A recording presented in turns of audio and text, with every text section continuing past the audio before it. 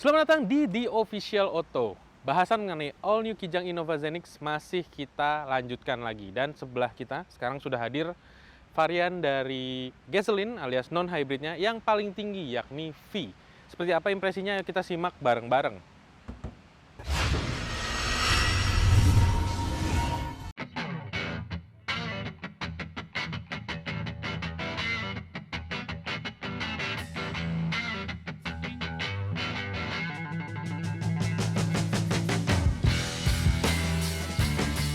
Banyak orang yang bertanya, All New Innova Zenix ini seperti apa sih yang non-hybridnya? Nah, sekarang di sebelah kita ini sudah hadir yang varian tertingginya. Dan seperti kita lihat, sebenarnya tidak ada berbeda dengan yang tipe hybrid ya, karena kita akan bahas nih soal detail-detailnya. Dari bagian depan, kita masih ketemu dengan grill trapezoid berukuran besar yang berubah dari sebelumnya bentuk grill yang memanjang gitu ya. Kemudian kita melihat masih ada kisi-kisi udara juga bemper di bagian bawah yang cukup membuat kesan dari Innova yang sebelumnya MPV kini menjadi desainnya ala SUV. Itu salah satu yang diubah dari desainer Toyota katanya. Untuk bentuk dari headlampnya juga yang lampu utamanya ini menggunakan bentuk yang menyempit ya, sudut yang menimbulkan kesan modern dan juga futuristik bagi saya. Dan ini masih pakai bohlam untuk sein-nya dan juga tapi ini udah halogen ya. Sekarang kita coba simak sebelah sampingnya seperti apa bentuknya. Nah, sekarang kita bahas mengenai sisi samping dari Innova Zenix V Gasoline. Seperti Anda lihat, bagian sampingnya cukup berubah ya, karena desainer Toyota bilang ini jadi sedikit lebih tegak dan untuk pilar C-nya jadi lebih landai. Soal bagian samping ini yang paling terlihat jelas adalah wheel arch yang hadir di depan dan di belakang yang berukuran besar serta kembali lagi menghadirkan kesan SUV. Untuk peleknya di sini menggunakan pelek 17 inci yang membuat kesannya menjadi lebih kayak kosong gitu ya. Karena yang paling tingginya di Q Hybrid itu pakai 18 inci. Ya, pilihan pelek ini bisa jadi bahan untuk modifikasi awal dari Innova Zenix. Nah, sekarang kita ada di bagian belakang dari V Gasoline Innova Zenix ini. Dari belakangnya perubahannya hadir di combination lamp, LED-nya kini lebih tebal. Kemudian ada sentuhan chrome sedikit di sepanjang pintu ini. Dan yang pastinya ubahannya ini nih mengingatkan kita pada SUV-SUV Toyota yang hadir lebih dulu ya, seperti Corolla Cross, Hybrid, dan lain-lainnya. Terus bagian belakang untuk varian V ini sudah ada spoiler, kemudian ada sirip hiu untuk antena, dan seperti yang sudah pernah saya katakan, di Kijang Innova Zenix ini banyak banget emblemnya. Ada 1, 2, 3, dan untuk penandanya ada V di sini. Untuk kita melihat apakah varian ini hybrid atau bukan, dari sisi luar itu sangat sulit ya sebenarnya. Tapi Toyota memberikan emblem di bagian samping juga belakang untuk sebagai penandanya. Kemudian di bawahnya sini sudah ada bumper bawah yang modelnya berbeda. Dan di sini sudah ada kamera belakang, kemudian sensor 2 titik. Seperti apa sekarang bagian bagasi belakangnya dari tipe gasoline ini. Nah, masuk ke dalam, kita bisa melihat ruang yang cukup lapang dan kemudian baris ketiganya bisa dilipat dan diatur untuk tambahan bagasi yang lebih lapang gitu ya. Dan itu salah satu yang ditawarkan di Innova Zenix dengan platform terbaru TNGA yang pastinya akan kita coba saat lagi seperti apa sih impresinya dari varian gasoline ini. Tapi sebelum itu, kita coba masuk dulu ke baris pertama dan baris kedua, dan juga kita lihat interior seluruhnya dari varian ini. Let's go!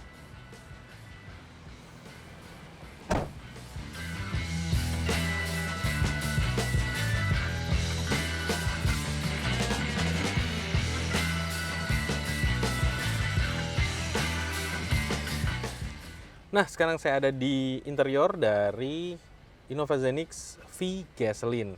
Apa yang didapat dan bagaimana impresinya nih? Sekarang kita lihat bareng-bareng ya. Dari dashboard, untuk V Gasoline ini alias varian bensin paling tinggi ini, Toyota memberikan kesan yang cukup elegan ya, karena dia menggunakan duotone untuk dashboardnya, coklat dan hitam. Kemudian dari sisi desainnya juga berubah daripada model yang sebelumnya, kini lebih modern, terasa modern dan ada apa ya, kayak mengingatkan kita pada Foxy yang terbaru, karena ini sekali lagi TNGA platformnya sama juga digunakan pada Foxy.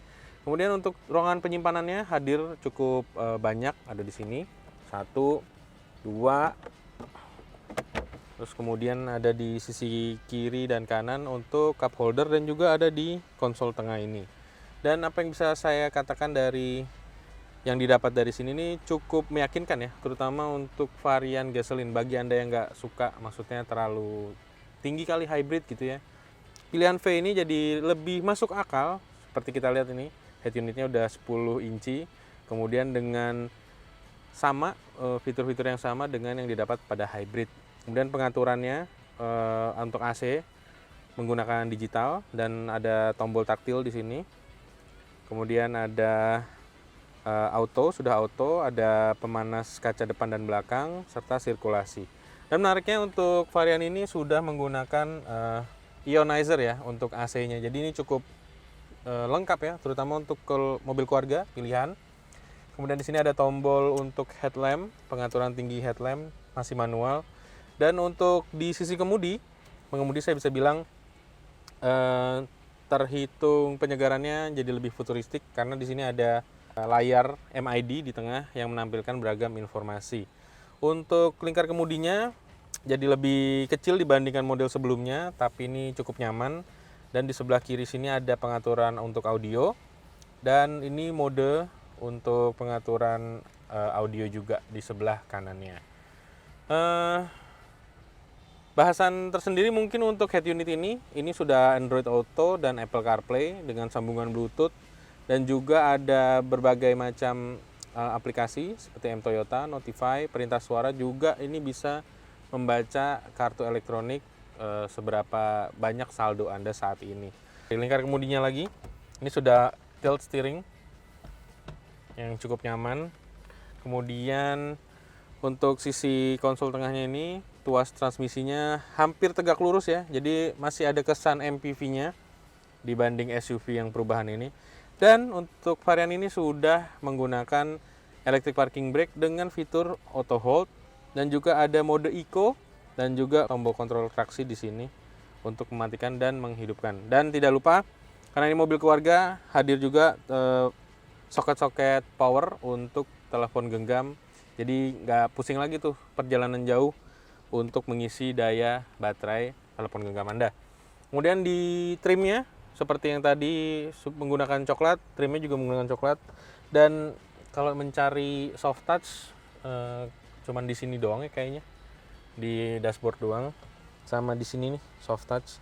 Oke, di sebelah kanan dari pengemudi ada beragam tombol seperti untuk kunci, kemudian untuk power windows, dan juga untuk melipat spion yang kini sudah otomatis. Walaupun saya sempat mencoba ya mendorong kaca spion ini untuk melipat sendiri, itu juga cukup mudah. Mungkin untuk mencegah kerusakan, tapi sebaiknya tetap menggunakan tombol ini. Dan pada bagian tengah masih ada tempat penyimpanan. Dan untuk joknya, ini bisa saya bilang untuk varian tertinggi gasoline ini menggunakan fabric yang terhitung nyaman ya. Dan ini ada pola-polanya di sini tengah dengan duotone, yakni hitam dan coklat. Nah, sekarang kita akan bahas bagaimana duduk di baris keduanya. Let's go. Nah, sekarang saya ada di baris kedua dari Kijang Innova Zenix V Gasoline. Seperti yang sudah Anda lihat, baris kedua ini juga menghadirkan kenyamanan yang menurut saya cukup menarik ya, karena kita mendapatkan rear seat entertainment berukuran sekitar 9-10 inci ini, dengan bisa mengatur seperti pada head unit utama. Dan ini cukup menyenangkan ya bagi yang suka membawa anak kecil, mungkin untuk berpergian jauh dia bisa menghadirkan hiburan untuk anak Anda. Kemudian di bagian depannya di sini ada gantungan, kemudian ada seat pocket di sebelah kiri dan sebelah kanan. Untuk konsol tengahnya ada pengaturan dari AC di baris kedua. Meskipun nggak ada panoramic sunroof, tapi menurut saya apa yang ditawarkan di sini ini sudah cukup membuat nyaman sepanjang perjalanan. Kemudian masih ada cup holder sebelah kiri dan kanan dari pintu. Dan untuk joknya sama juga masih fabric. Dan di tengah ini ada armrest yang sayangnya nggak gantung ya, dia jatuh. Dan bisa masih menaruh cup holder minuman di sini. Terhitung cukup nyaman ya, terutama bagi saya yang tingginya 170 cm.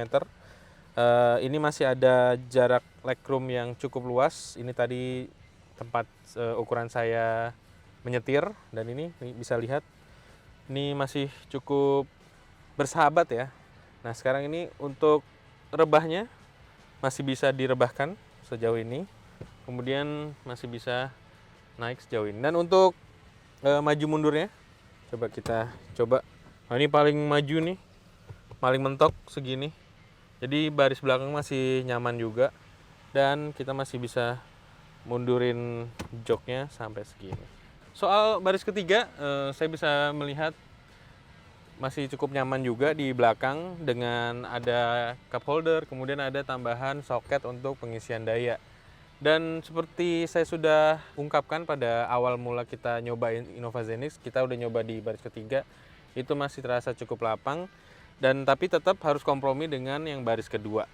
Nah setelah ini kita akan coba langsung lebih dalam lagi gimana rasanya dari V-Gasoline ini dan perubahan-perubahan yang disertakan pada Innova ini untuk mungkin bisa Anda lirik selain varian hybridnya. Let's go!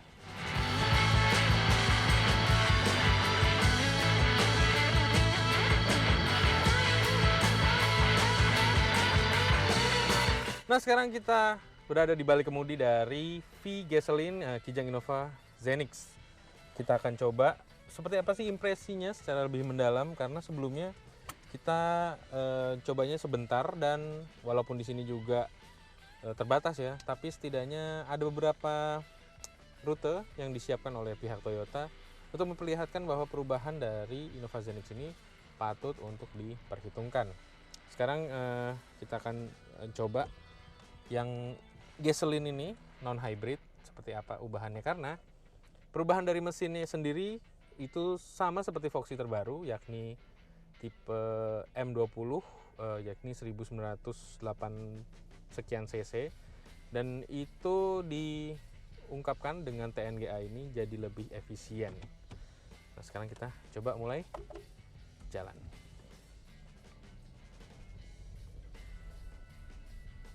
Nah, soal impresi berkendaranya, pertama kali melihat adalah sudut pandang yang ditawarkan oleh Kijang Innova terbaru ini. Sudut pandangnya lebar, kemudian seperti tadi sudah saya bilang, pilar A-nya ini dibuat lebih tegak sehingga untuk sisi kiri dan kanannya itu minim blind spot. Saya bisa bilang itu karena Toyota memberikan sedikit tambahan kaca di sini, ya kan, untuk memberikan kesan yang lebih lapang lagi untuk kita ngeliat kiri dan kanan kendaraan ini. Dan soal dimensinya, meski dia lebih panjang juga sedikit lebih lebar, tapi saat ini saya bisa bilang tidak ada kesulitan berarti ya untuk saya berbelok ke kiri, berbelok ke kanan, dan lain sebagainya. Dan di area terbatas ini, karena bukan di jalan raya ya, kedapan kabinnya cukup meningkat, lebih terasa kedap, tapi karena ini belum di jalan raya jadinya ya terhitung cukup nyaman lah ya untuk di perjalanan singkat seperti ini. Yang jadi perubahan lagi lainnya adalah seperti tadi saya bilang, ini TNGA generasi kelima, Global Architecture GAC yang terbaru, dan pihak Toyota bilang bahwa untuk sisi kenyamanannya terutama dari suspensi, selain bodinya lebih rigid juga dibuat lebih nyaman di ukuran suspensinya. Sekarang kita akan coba ngelihat, ini ada area berbatuan, ini cukup ya, biasanya kerasa nih body rollnya ini jadi sedikit teredam, kemudian bodinya ngikutin, jadi nggak ada limbung-limbungnya gitu. Dan ini surprisingly meski berjalan cukup lambat lebih nyaman. Dan Toyota juga memberikan perubahan pada bagian bawahnya ini. Meski dengan ground clearance 185 cm ya cukup rendah dibandingkan SUV murni pada umumnya, tapi sekarang kita akan coba melintasi jalanan yang cukup basah di sini. itu masih bisa dilewati dengan meyakinkan ya. Jadi untuk kondisi jalan yang baik itu genangan air, baik itu ada gundukan atau apa, ini Innova jadi masih bisa melewati jalanan tersebut. Gitu. Dan ini untuk putar baliknya dia cukup jauh ya, sekitar 5 meter. Saya harus mundur sebentar.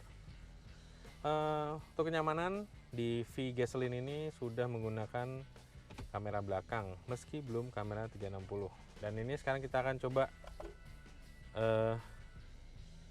akselerasi gimana mesin 2000 cc ini disandingkan dengan CVT terbaru seperti apa. Ayo kita simak bareng-bareng.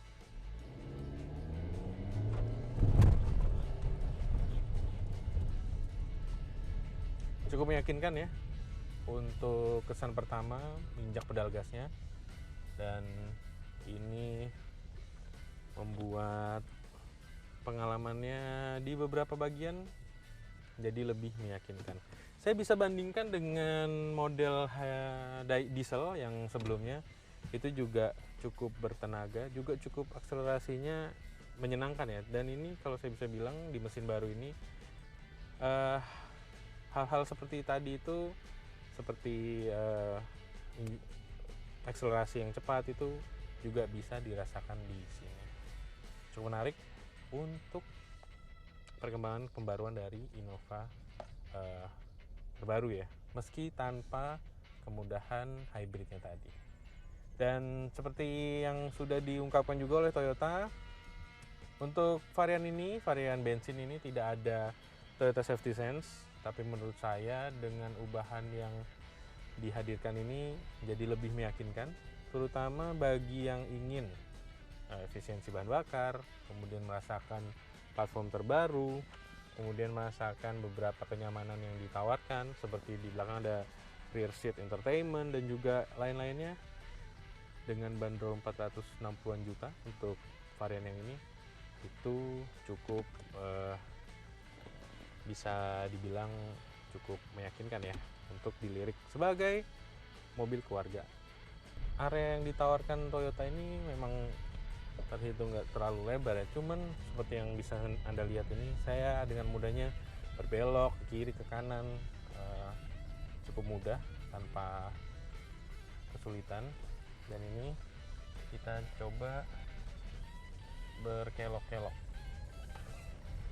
zigzag dengan kecepatan maksimal 10 km per jam.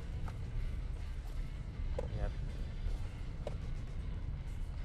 saya penasaran sebenarnya untuk mencoba di baris kedua, tapi kalau di baris pertama ini ya terlihat lebih meyakinkan ya perubahannya gitu. Di atas kertas, mesin 2000 cc ini menghasilkan tenaga sekitar 174 PS dengan torsi sekitar 200 Nm. Jadi jika sebelumnya Anda pengguna Innova diesel, mungkin kesan untuk tenaga di putaran bawahnya di sini juga masih terasa, masih bisa didapatkan, terutama dengan CVT terbaru. Jadi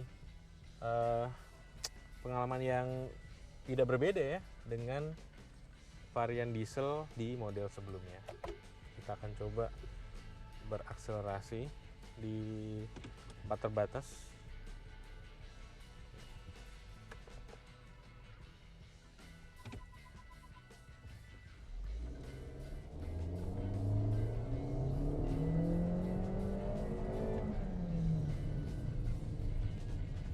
Cukup cepat ya, sampai di 60 km per jam dengan penggantian gigi tadi di angka 4.000-5.000-an, dan tenaganya di putaran bawah cukup meyakinkan. Itu dia tadi impresi kita dengan varian V Gasoline, varian non hybrid termahal di angka 460-an juta.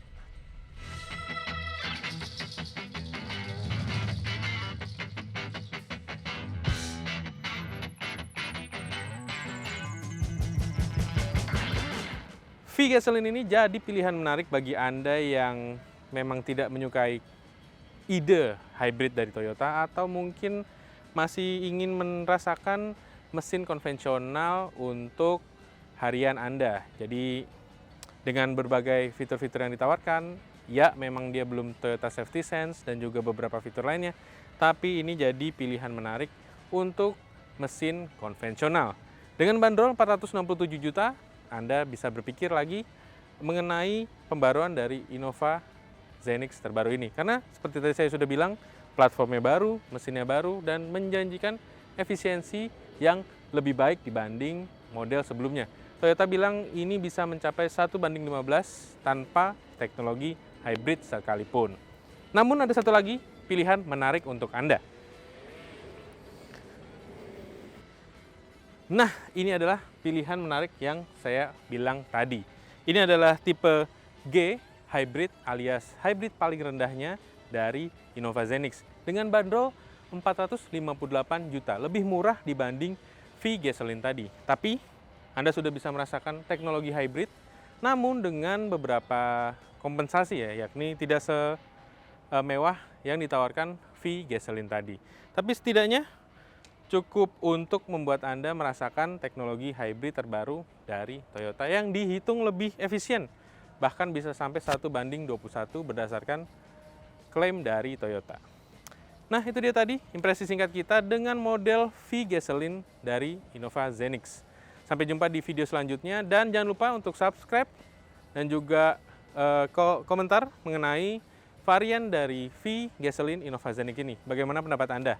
Dan jika Anda ingin melihat informasi terkini mengenai otomotif di Indonesia, jangan lupa simak di oto.com, carvaganza.com, dan zigwheel.co.id. Sampai jumpa di video-video selanjutnya. Dan kita akan saat lagi mencoba varian G Hybrid ini. Sampai jumpa.